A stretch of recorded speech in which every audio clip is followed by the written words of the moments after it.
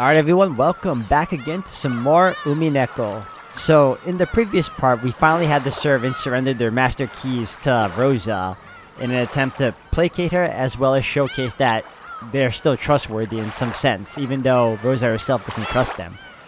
And also to add to that, I feel like after all that they've been through, at least in this part of the episode, you would think Rosa would have some semblance of understanding, but after seeing what happened in the end, she still doesn't trust them. She doesn't trust anyone. And I guess it goes to show that her troubled past, everything that led up to her, her childhood into growing up, it shows that she's still guarded. And it also affects Maria because, well, we all know what's wrong with Maria. There's a lot going on here, guys, and we're still here to find out what's going to happen. So if anything else, thank you all for the love and support, and we'll find out what continues on. Alright everyone, welcome back once more. そして、取っ組み合いまでしたはずなんです。なのに、あれが全部、幻だったような気すらする。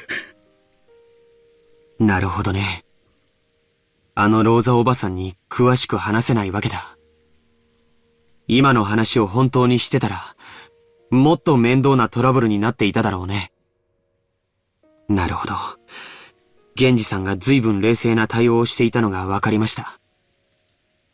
私に、それを説明するだけの力があればよかったのですが。George had not actually seen it, so even when pressed to believe, he just couldn't imagine it. It was only natural. Because even the people who had actually seen it had ended up questioning themselves as to what it was. 話を少し巻き戻すよ。シャノンは、カノン君が偽物かもしれないと思ったとき、クモの巣を取ってきたと言ったね。どうしてそんなことを？そうだ。それは私も思っていました。どうしてクモの巣だったんです？前に、熊沢さんに聞いたことがあるんです。大昔の六軒島には悪霊が住んでいて、その、雲の巣を恐れたって。それで、雲の巣を魔除けと尊んで大切にしたという昔話があるんだそうです。それでその、とっさに、私も少し混乱していたんだと思います。そんな話が。熊沢はそういう昔話に詳しかったな。雲は液中ですからね。確かに、そういう信仰があってもおかしくないかもしれない。きっと、その悪霊の力を、あの鳥居の祠が封じ込めてたんだと思います。そして、霊境が割られたのでその力が蘇って、ベアトリーチェ様を蘇らせる力となってしまったに違いないのです。私が、心の弱かった私が、あんな大それたことをしなければ。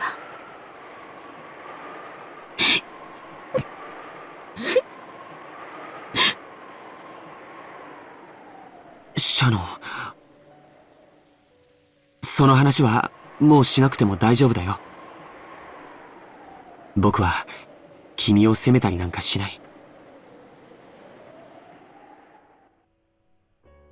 Since long ago, Shannon had often hinted at a certain occult aspect regarding how she had met George.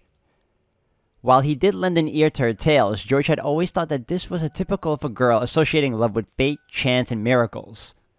George had thought that breaking the spirit mirror offered to the Tori shrine was going a little too far.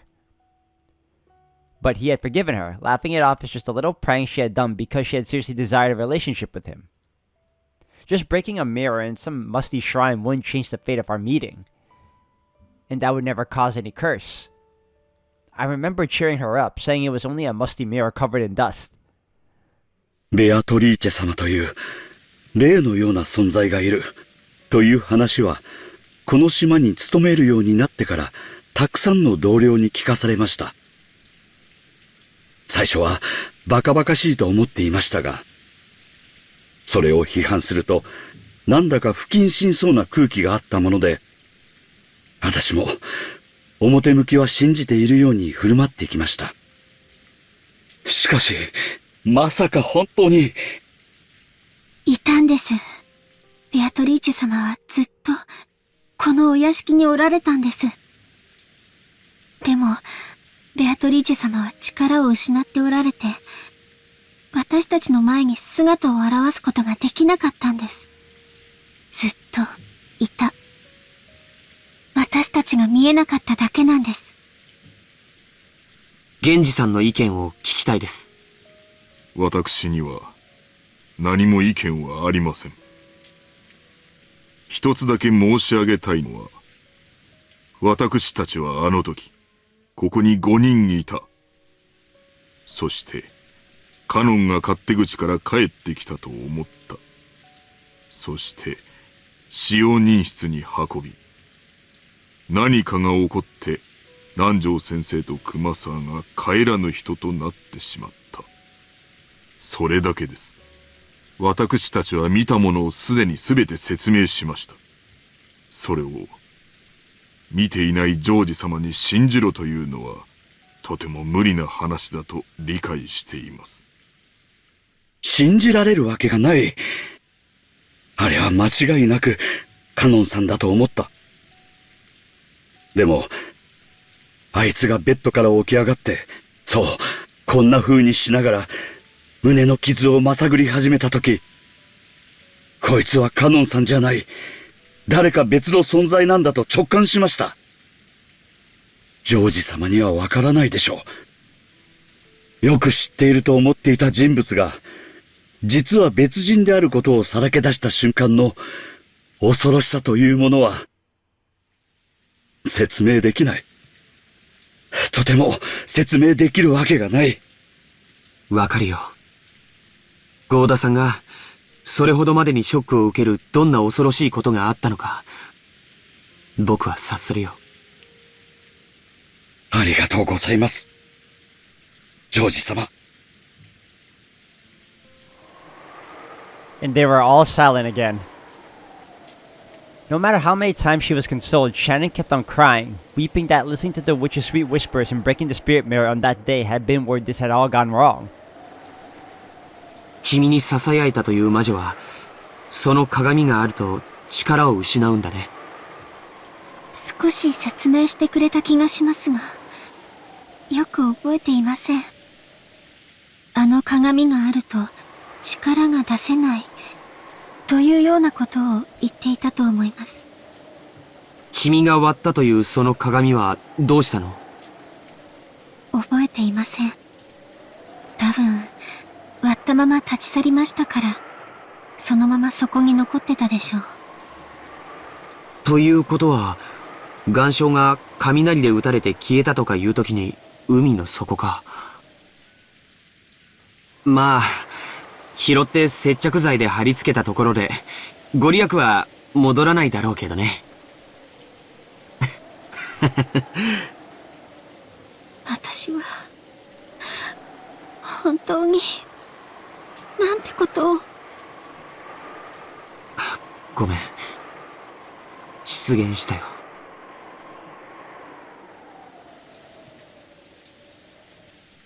He didn't know whether Shannon breaking the mirror had really been what had started everything off.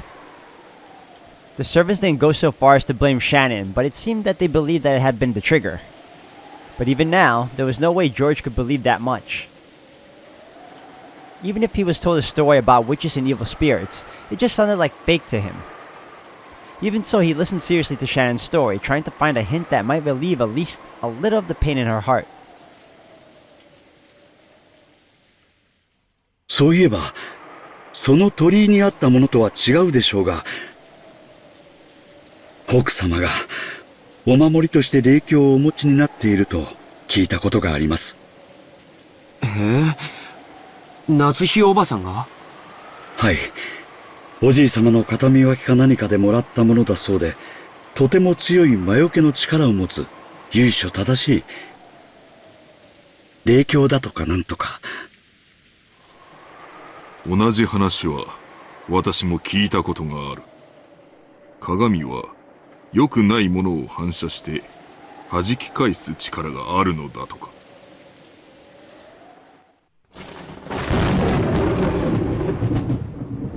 その霊鏡があれば、魔女のベアトリーチェに対抗できるかな。When George proposed this, the servants looked up. 祀っていた鳥居と祠はもうないかもしれないけれど、霊鏡がもう一枚あるのは重要なことだよ。夏日おばさんの実家は、神職にも通じていると聞いたことがある。それは本当に単なる鏡ではないかもしれない。People are gonna die trying to get this mirror and placing it back in the Torii Shrine, aren't they? 確か奥様は、宝物箱に入れて大事にしまっている、とおっしゃっていたような気がします。そんなに大きいものではないのかもしれません。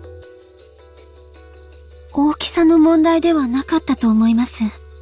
私が割った鏡も、一見大したことのない小さな鏡に見えました。相手がオカルトなら、こちらもオカルトの手段で対抗するしかない。ただこうして座っていても何も解決しない。単なる気休めだとしてもやってみる価値はあるよ。Of course, this didn't mean that George had accepted the witch. However, he thought it would be necessary to have some kind of purification ceremony to heal the wounds in Shannon's heart. So this story about Natsu's spirit mirror was just what the doctor ordered. 行こう。 No, so he's just like Battler, he doesn't believe either. Then again, in episode 1, the moment he saw her, he just like kneeled over before her. 魔女をやっつけようなんて大それたことは言わないよ。でも、魔女から身を守る魔除けがあってもいいと思う。前にマリアちゃんに聞いたんだけど、おじい様の部屋の扉は強力な魔除けが施されているんでしょ。さすがおじい様だね。オカルトに対する防御も十分だったわけだ。行こう。夏日おばさんの部屋へ。しかし、奥様の部屋には鍵がかかっていると思います。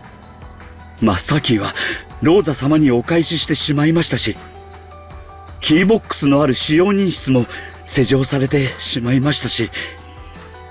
ならば、その鍵は夏日おばさんが持ち歩いているはず。礼拝堂にはまだ夏日おばさんの遺体があるはずだ。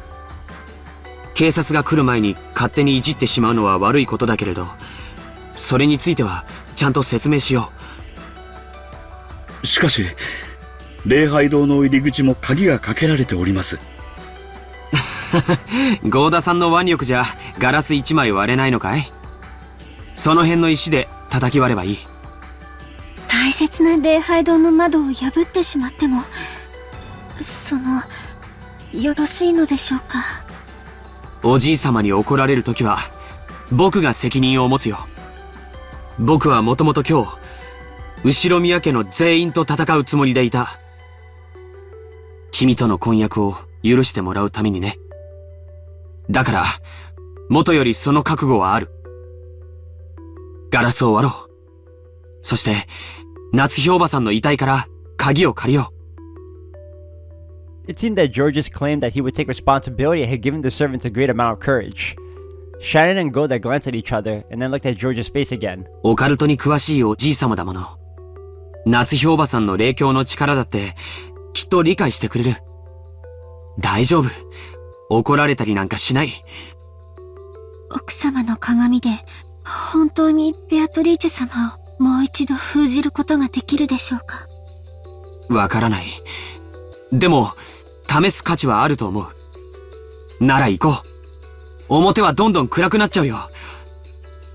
急ごう。シャノンは懐中電灯を、ゴーダさんはガラスを割れそうな道具を、ゲンジさんはすみません、傘の用意をお願いします。はい。 The servants who had been rejected by Rosa started to move once again, having gained a new master. George, who was normally calm and gentle, was now exuding a commanding presence. Shannon checked the emergency flashlight, just in case she changed the batteries. Goda was examining several heavy-looking cooking tools. Normally, a self-respecting chef like himself wouldn't want to use them for anything other than their intended purpose. But now he was frantic to fulfill the orders of the one he accepted as his master. After some deliberation, he took a large, weighty frying pan. Genji removed several umbrellas from the umbrella stand set in the corner near the back door of the kitchen. He took 3 of them. 源氏さん、私はご一緒できません。ご用命の時に全員がいないようなことがあっては、後宮家使用人頭として恥ずかしいことです。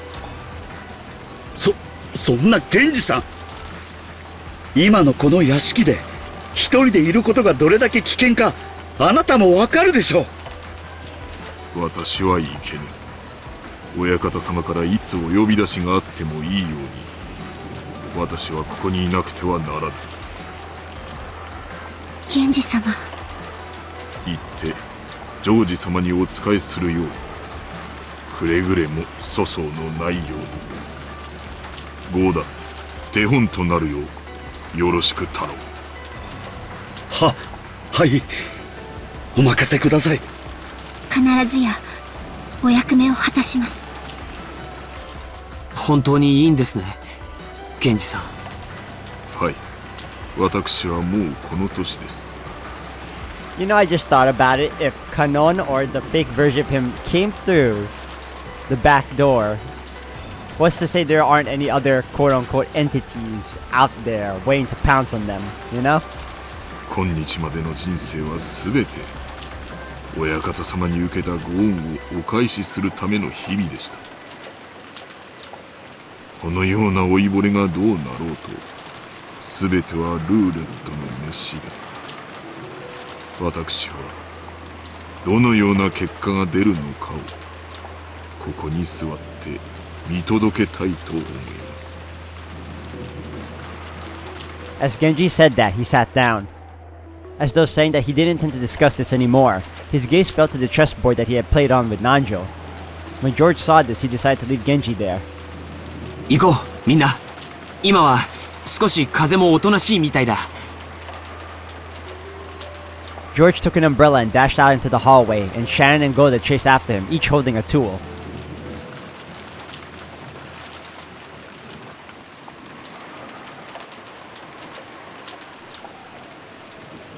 After they flew out of the room, Genji quietly extended his hand to the side of the chessboard. He softly pulled something that was there towards himself and hid it by covering it with his palm. Genji killed his breathing, even more than before. As he did, something flashed gold. Ah, come on, Genji, don't die now! From inside an ice pail set on the counter, a small gold butterfly appeared, softly and silently. It was almost as though it had watched George and the rest leave and was trying to secretly follow them. It happened in an instant. The gold butterfly, elegantly flapping its wings, was pinned against the wall by the knife Genji had thrown, just like a butterfly in a bug collection. Nice! Genji is the man. After the gold butterfly beat its wings several times, looking like it was in pain, it accepted the fact that it couldn't break free, became fine gold powder and smoke, and disappeared as though dissolving into water.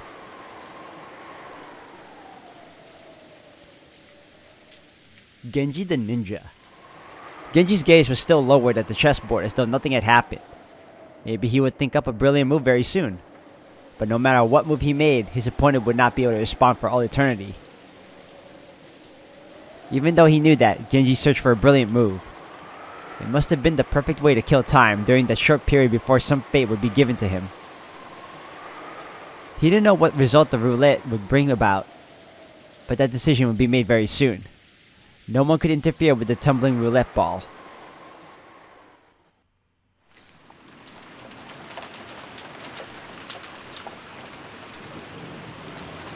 The door to the parlor was not only locked, but blocked with a barricade made of sofas and the like.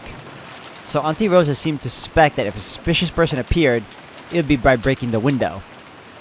Sitting on one person's sofa, her back to the door, she continued to hold onto her gun. I didn't know what was what anymore, and so my body and mind worn out, I was just playing with Maria however she wanted. In Maria's words, Beatrice was testing us to see whether we could solve the epitaph with the gold, so we had to challenge this riddle. In the beginning, I had been a little interested and had tried to solve it, but I didn't have a clue what those weird paragraphs even meant in the first place. I didn't doubt that there was some riddle hidden there, but I couldn't imagine that I would solve it by chance. In the middle part of the epitaph, there were lines saying to journey to the Golden Land over the course of the first to the 10th twilight. On the first twilight, sacrifice the 6 chosen by the key. On the second twilight, those who remain shall tear apart the 2 who are close. That happened already.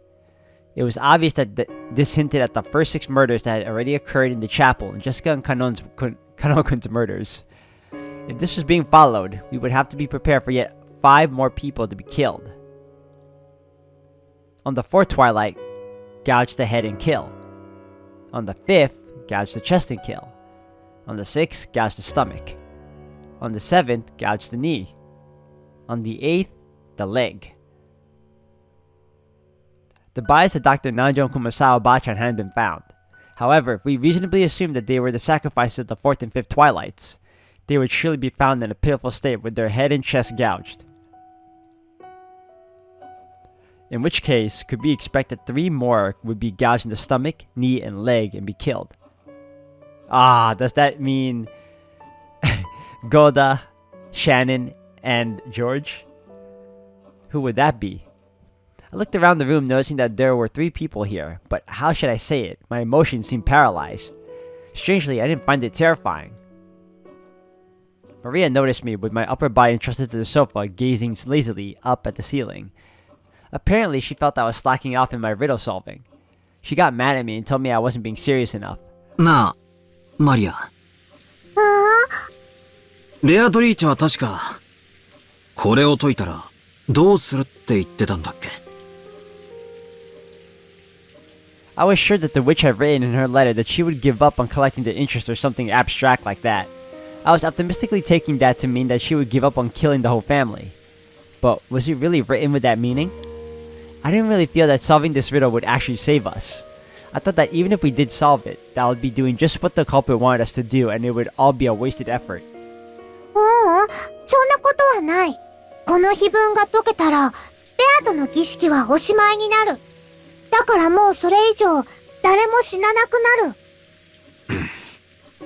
本当にか? そういうルールを奴が提示してるだけだろ。この謎を解けば。多分、じい様の隠し黄金のありかがわかるんだろ。奴は、きっとそれを狙って。狙わないよ。なんでそう断言できるんだよ。黄金は最初からベアとのものだもん。自分のものを狙ったりなんかしない。じゃあ、どうしてベアトは俺たちにこんな大ヒントを授けてくれたんだ？というか、どうしてこんなゲームじみたことを仕掛けてきたんだ？魔法にはリスクが必要なの。リスク？よく意味がわかんねえな。例えばマラソン。完走すれば誰でももらえるメダルと、一番になった人しかもらえないメダルって同じ価値だと思う？思わねえぜ。つまりなんだよ。結局、奴は遊んでるってことなのか？わざとこっちにチャンスを与えるようなことをして。違う！それがね、魔法というものなの。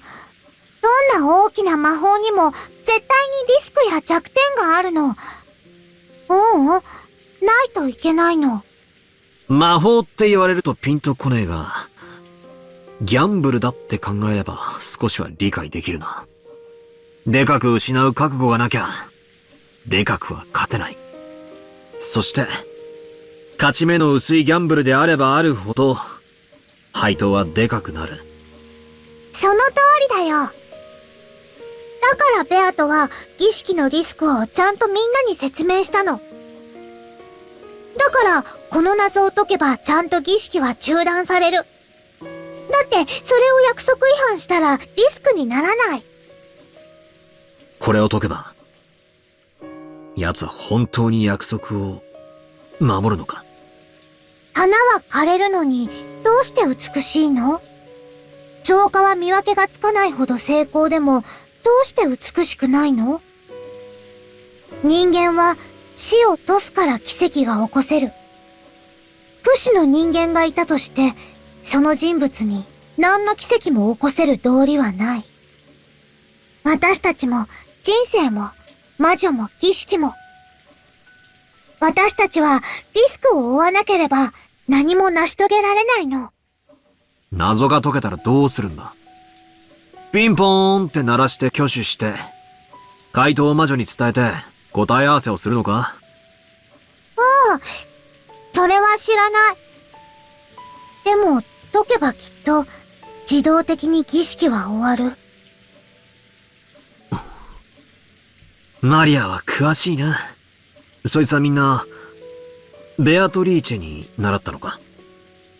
うん。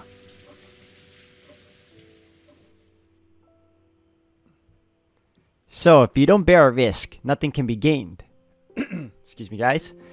That is doubtlessly the way of the world, but it was in conflict with the chessboard theory style of thinking that I liked. A move in chess is always a search for the best play that minimizes the risk and promises an advantageous turn of events. You don't trust your plays to chance like in gambling. That's right, there's no room for gambling in an intellectual game. And yet this person called Beatrice was carrying out such an outrageous crime. Or maybe a ritual. While purposefully imposing conditions for her own loss and announcing them to us. In chess, you always play the best move. So by standing in your opponent's position, you can predict their next move. However, you couldn't say for sure that Beatrice's moves were always the best moves. I thought she was probably making us focus on the epitaph as a smokescreen to mislead us about something. But Maria said that of all things was impossible. She said that this was a genuine risk that the witch had taken, and therefore proved that this was a formal magical ritual. I can't understand this witch called Beatrice. She must be committing this chain of murders with some goal in mind. So why would she deliberately expose the conditions for her own defeat? No matter how I flip over the chessboard and think from my opponent's perspective, I can't understand why she would give up if this riddle was solved. It could also be because she's been living for over how many years now? Over a millennia? She said, I forgot the amount of years she lived, but I'm pretty sure she's growing tired of it. I could assume. Isn't it almost as though Beatrice doesn't care whether she wins or loses? And then there's the obvious, she's bored. It's natural that chessboard reasoning wouldn't work if you play chess against an opponent like this. As I've been saying, as Kire has been saying, and as Maria has been saying. I don't understand. What is Beatrice after that's making her commit this crime? If she just wants to massacre us all, she could just do it secretly without this whole crazy setup. There was no need for that scrupulous advance notice, dramatic suggestions of locked rooms or anything. It's all over-dramatized. I don't get the point at all. As long as I continue to think of Beatrice as a greedy human culprit, will I be able to understand anything? If I don't accept her as a witch, will I be unable to even set the pieces on the chessboard at all? If she really is a witch, and everything Maria has said is true, then there's only one thing we should have been doing. We shouldn't have bothered with any of the reasoning or the discord or the searching for the culprit. We should have all gathered in the dining hall and pooled our knowledge to solve the riddle. If we had pooled the knowledge of that many people, maybe we would have been able to at least grasp a thread of the answer. We greedy humans desire to gain something more than one another, never pooled our knowledge, and were being offered up as sacrifices one by one. In the end, were we humans getting what we deserve? We thought we were thinking, but we were actually thinking only of our greedy selves. In the end, chessboard theory is a technique of thinking where you project yourself on your opponent. So greedy people look inside their opponents and see their greedy selves.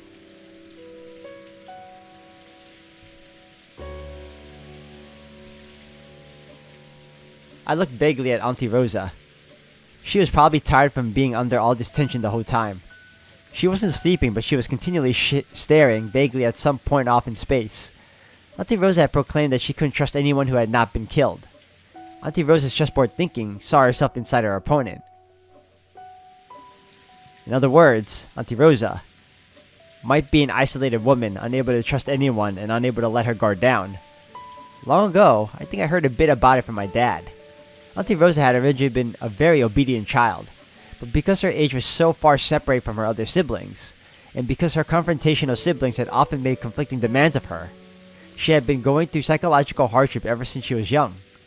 Apparently, when she had taken the side of one sibling, often another gave her a hard time for it.